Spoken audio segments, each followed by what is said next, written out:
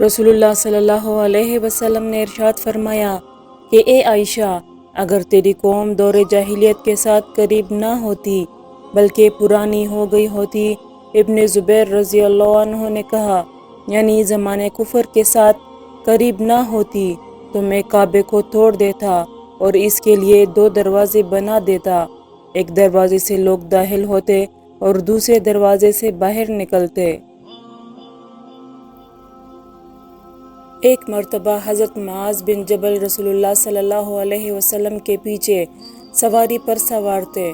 آپ صلی اللہ علیہ وسلم نے فرمایا، اے معاذ، میں نے عرض کیا، حاضر ہوں یا رسول اللہ۔ آپ صلی اللہ علیہ وسلم نے دوبارہ فرمایا، اے معاذ، میں نے عرض کیا، حاضر ہوں اے اللہ کے رسول۔ آپ صلی اللہ علیہ وسلم نے سے بارہ فرمایا، اے معاذ، میں نے عرض کیا، حاضر ہوں اے اللہ کے رسول۔ 3 بار ایسا ہوا۔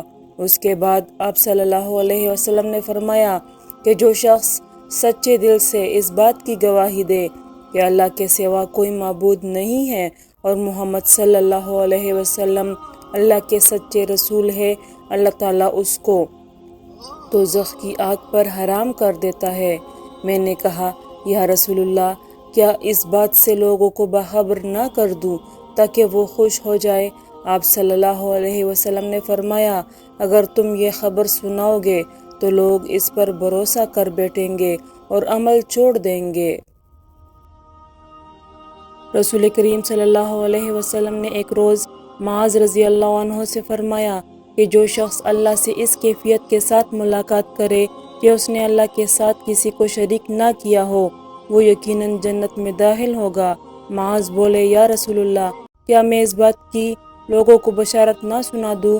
آپ صلی اللہ علیہ وسلم نے فرمایا، نہیں، مجھے خوف ہے کہ لوگ اس پر بھروسہ کر بیٹھیں گے۔